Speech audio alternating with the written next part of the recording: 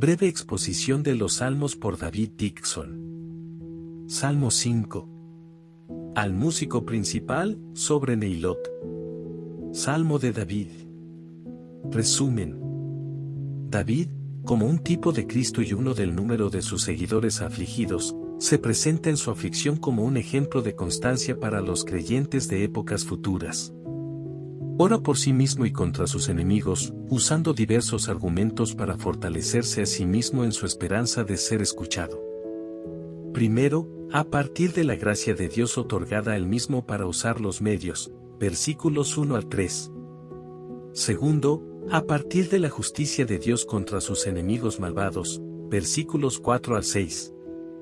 Tercero, a partir de su firme propósito y deseo de continuar en el servicio de Dios y caminar rectamente, de manera que el enemigo no tenga ventaja por algún desvío de su parte, versículos 7 al 8.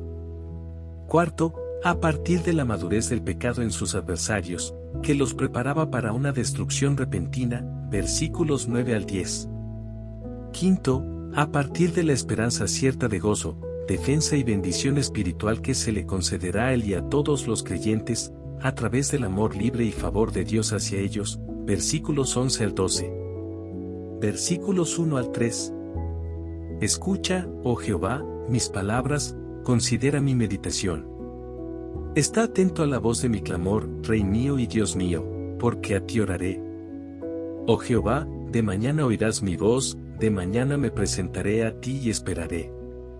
En el fortalecimiento de su esperanza de ser escuchado, a partir de la gracia de Dios otorgada sobre él para usar los medios para obtener una buena respuesta, aprendemos lo siguiente. 1. Cuando el Señor nos da una boca para hablarle, hay esperanza de que nos conceda su oído, como razona David, escucha, oh Jehová, mis palabras. 2. En tiempos de tribulación, el corazón tiene más que decirle a Dios de lo que las palabras pueden expresar. Y lo que un hombre no puede expresar, el Señor lo conocerá igual que sus palabras. Esto es lo que espera el profeta al decir, considera mi meditación. 3. Cuando el peligro extremo produce un camino hacia el Señor, la necesidad del creyente tiene una voz más fuerte que sus palabras expresadas, y a la que el Señor dará oído, está atento a la voz de mi clamor. 4. Es una muestra de sabiduría espiritual, para ayudar a nuestra fe, aferrarnos a las relaciones que tenemos con Dios, a través de las cuales podemos esperar lo que oramos. Como lo hace David aquí cuando desea obtener protección y liberación, diciendo, Rey mío y Dios mío. 5. La fe no conoce a otro a quien orar en busca de ayuda salvo únicamente Dios, ni otro camino para recibir ayuda salvo por la perseverancia en la oración. Porque a ti oraré, dice.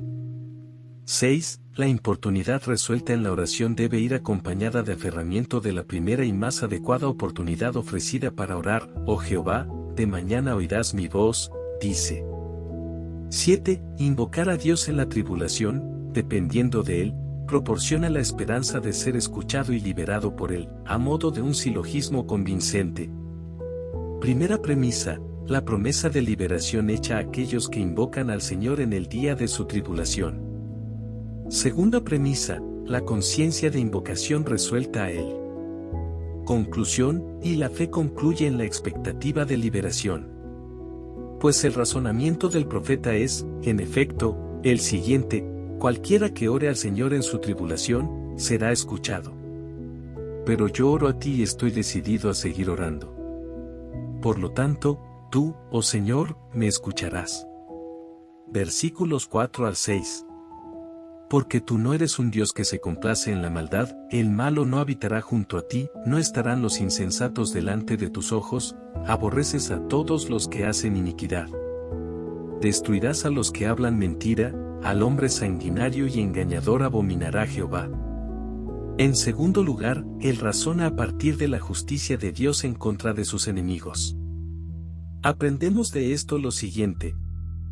1. Las peores cualidades de los adversarios de los piadosos proveen buen fundamento para que el creyente tenga fe y esperanza de librarse de ellos. Con este propósito David hace uso de la maldad de sus enemigos en estos 3 versículos. 2. Dios no puede complacerse en aquellos que se complacen en el pecado. Tú no eres un Dios, dice él, que se complace en la maldad. Y aquellos que no renuncian al pecado, Dios los separará de su compañía, pues se dice, el malo no habitará junto a ti. 3. Aunque los malvados parezcan ser grandes hombres inteligentes y sabios entre los hombres, serán encontrados como necios insensatos ante Dios, que venden el cielo por nimiedades terrenales, que están en guerra con el Todopoderoso y que corren hacia su propia destrucción en sus sueños de autocomplacencia, perdiendo así sus vidas y sus bienes, tanto temporales como eternos. Pues, no estarán los insensatos, dice él, delante de tus ojos.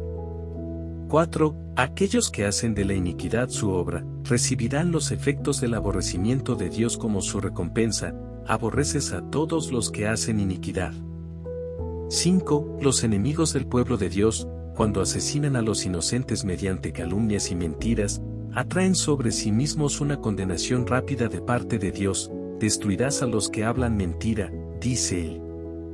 6. La falsedad y la crueldad, que son características de los enemigos de los piadosos, son abominación para el Señor, que no puede soportarlas. Al hombre sanguinario y engañador abominará Jehová. Versículos 7 al 8. Mas yo, por la abundancia de tu misericordia, entraré en tu casa, adoraré hacia tu santo templo en tu temor. Guíame, Jehová, en tu justicia a causa de mis enemigos, endereza delante de mí tu camino. En tercer lugar, él resuelve que, haga lo que haga el enemigo, él caminará como Dios le ha mandado, con la resolución de servir a Dios con sinceridad, así como también con una profesión de esperanza de disfrutar la compañía de sus santos en la adoración pública a Dios. Para ello, ora para poder ser guiado rectamente en su caminar, para que el enemigo no pueda tener nada de que reprocharle. A partir de esto aprendemos lo siguiente. 1. Aunque los piadosos no carecen de conciencia de sus propios pecados cuando hablan de los pecados de sus enemigos, hay una diferencia entre ellos y los malvados, ya que los piadosos se humillan al percibir sus pecados. Son llevados a reconocer su necesidad de misericordia y recurren a Dios por misericordia, a la abundancia de misericordias, al ver la multitud de sus pecados. Por eso dice él de sí mismo, en oposición a los malvados, mas yo, por la abundancia de tu misericordia, entraré en tu casa. 2. La fe que los piadosos tienen en las misericordias de Dios los anima a seguir en el servicio a Dios y, en algunos casos, les da la esperanza de ser liberados de las restricciones que les impiden disfrutar de las ordenanzas públicas. Por la abundancia de tu misericordia, entraré en tu casa. 3. La disposición correcta del corazón de un verdadero adorador es el temor ante Dios, en tu temor adoraré. 4. Bajo el sentido de pecaminosidad e indignidad, la fe debe ser sostenida mirando hacia Jesucristo, prefigurado por el tabernáculo y el templo. Adoraré hacia tu santo templo en tu temor, dice él. 5. Cuando los piadosos están bajo tribulaciones causados por sus enemigos, y bajo prueba por otros tipos de aflicciones, temen tanto su propia mala conducta y ofender al Señor, como lo que sus enemigos puedan hacer contra ellos. Por eso dice, guíame, Jehová, en tu justicia. 6. Cuanto más conscientes están los piadosos de su propia ceguera, debilidad e inclinación a desviarse del camino correcto, más claman y dependen de la dirección de Dios. Guíame, dice él, como alguien que no ve o como alguien que no es capaz de mantener el rumbo correcto sin un guía.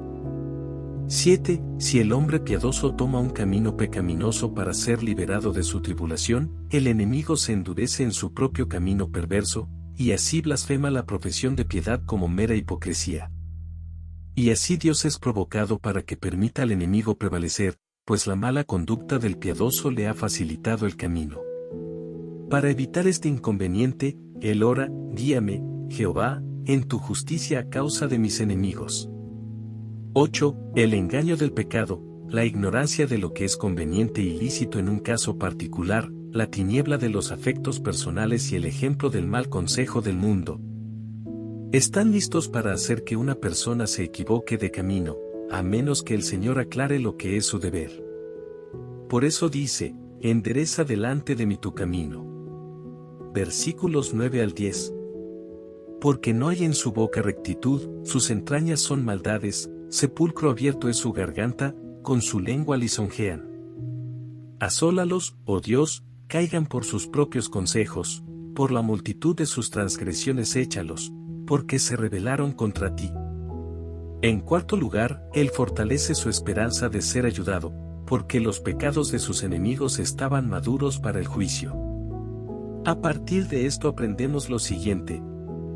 1. Entre otros motivos para que los piadosos sean cuidadosos en su conducta en tiempos de prueba, uno de ellos es que tienen que lidiar con un mundo engañoso y con hombres de corazón vacío, quienes harán falsas pretensiones de lo que no son sus intenciones, prometerán lo que no tienen la intención de cumplir y darán consejos podridos y envenenados, adornados con falsa adulación, con el fin de engañar a los piadosos y hacerles caer en una trampa.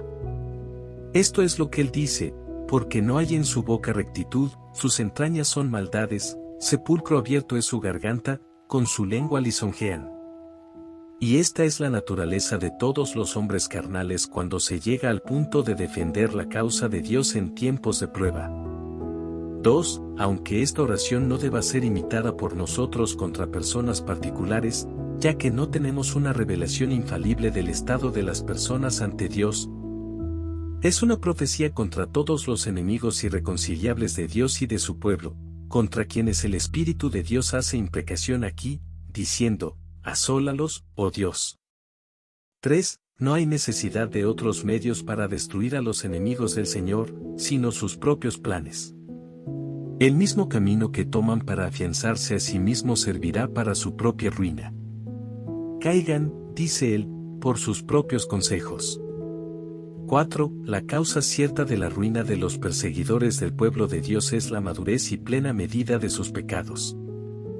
Por la multitud de sus transgresiones, dice él, échalos. 5. La oposición a la verdad y a las ordenanzas de Dios, en la persona de sus siervos que defienden lo mismo, no es simplemente la oposición a hombres mortales, sino la oposición a Dios, contra quien luchan.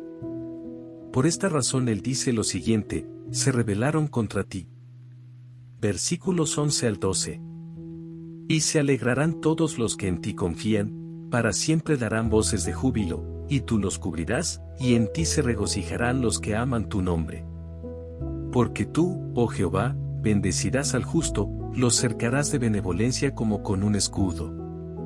Por último, él ora por todos los piadosos, militantes en esta batalla junto con él, para que puedan compartir juntos el favor del Señor. A partir de esto aprendemos lo siguiente. 1. La persecución por la justicia es una causa común a todos los creyentes, en la cual todos deberían unirse, orar unos por otros y buscar una liberación gozosa, cada uno en su debido tiempo. Por esta causa, después de orar contra los enemigos, él dice, y se alegrarán todos los que en ti confían. 2. El cuidado manifiesto de Dios por su pueblo, al protegerlo y librarlo de sus enemigos, es motivo de gran gozo para su pueblo, porque Él es glorificado en ello y su iglesia es preservada.